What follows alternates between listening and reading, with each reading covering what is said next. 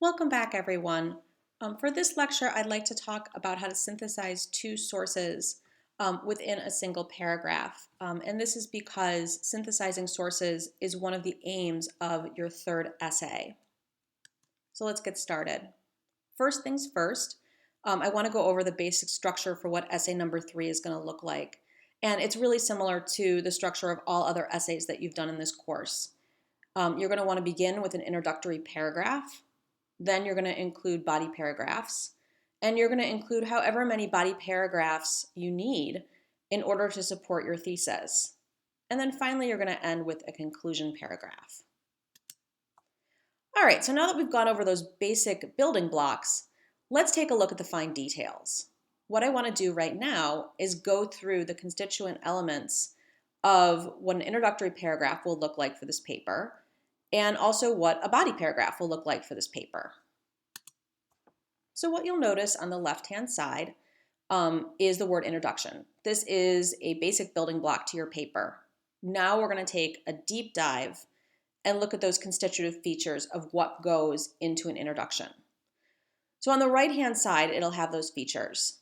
First things first, you will include an opening sentence or two. And the purpose of that opening sentence is to hook the reader.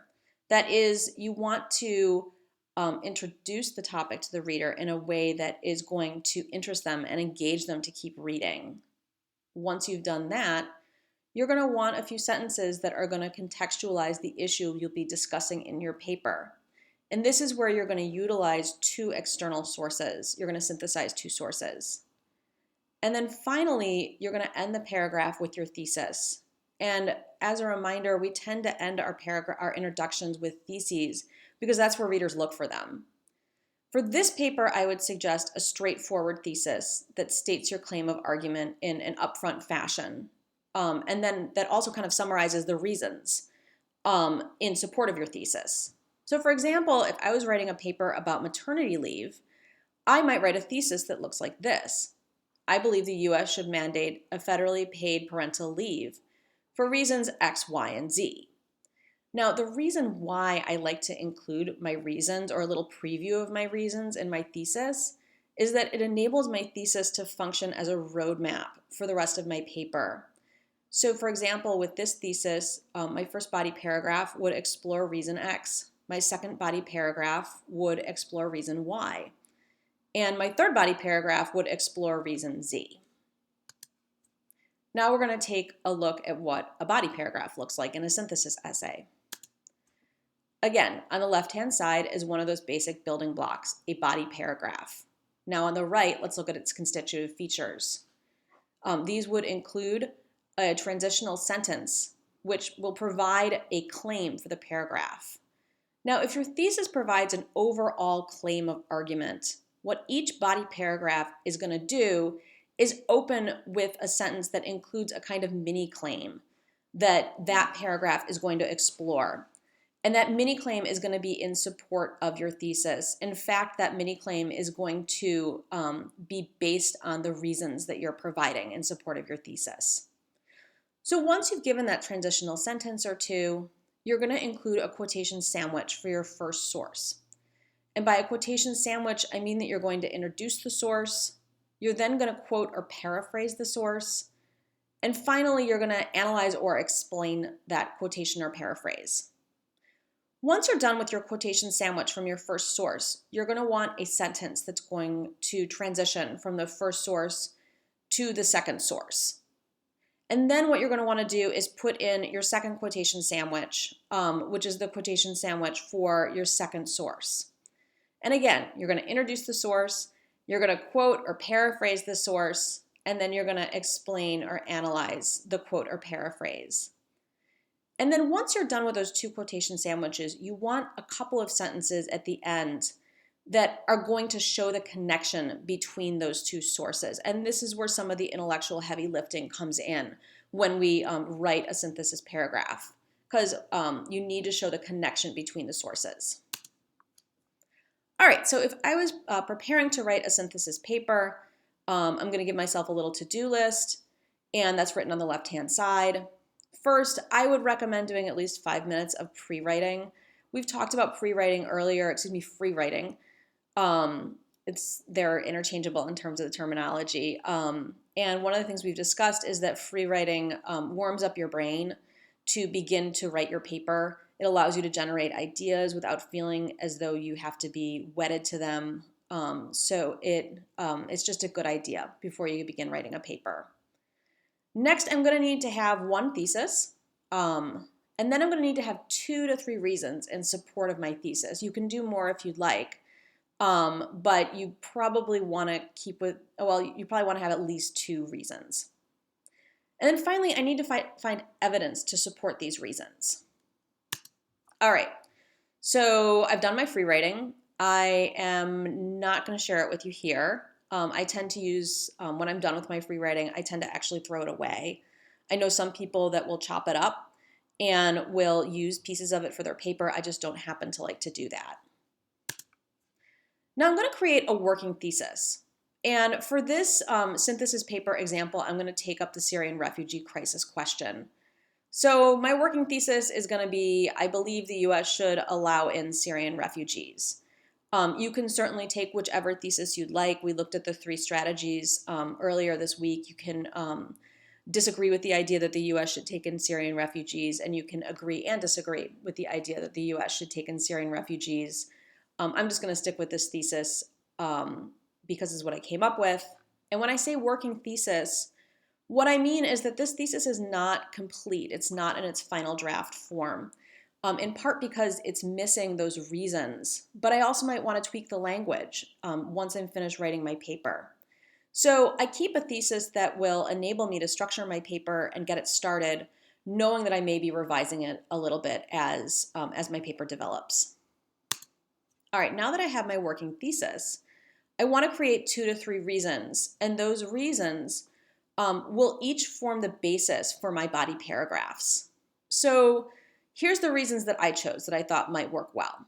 The first one is that Syrians pose a minimal threat to US safety. The second is that it's a part of our national character, it's a part of our national heritage to admit refugees. And the third is that during World War II, the US refused to admit Jewish refugees and actually sent them back to Germany, where they were subsequently sent to concentration camps and killed. And that decision not to admit refugees has been a real source of US shame and a real mark on our national reputation. And I think that I can draw a parallel between that situation and the situation now facing Syrian refugees. Okay, so now for an example of what a synthesis paragraph would look like. On the left-hand side, I've included those constituent elements. Each one is in a different color. And now we're going to go through each one. So the first thing that I need is a transitional sentence that will provide a claim for the paragraph. And remember that reason, which is that the Syrians do not pose that great a threat to US safety. That's my first reason. So this is what my transitional sentence will discuss. And here it is. It's written in red. Contrary to many citizens' concerns, Syrian refugees do not pose a threat to American safety. All right, now I need to include a quotation sandwich from my first source. Remember how I mentioned that you need evidence to support your reasons? The evidence is going to be your quotes and your paraphrases. And in order to call evidence, I would recommend going back through your sources and looking for your highlights or your marginal notes and really find great quotes that you think will be very powerful within your paper. I found a couple that I like, and I'm using them here. So here's my quotation sandwich. It's written in green. In Trump and Syrian Refugees in the U.S., Separating the Facts from Fiction, Lauren Gambino argues that Syrians are one of the safest groups of U.S. immigrants. Quote, the State Department has said that Syrians flown to the U.S. are among the most heavily vetted group of people currently allowed in the country, end quote.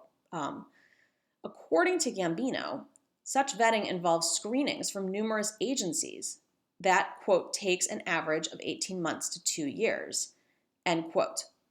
This stringent process is bound to uncover any potential criminals or would-be terrorists among Syrian asylum seekers. Now, I just wanted to point out a couple of things. First of all is the introduction of the source itself.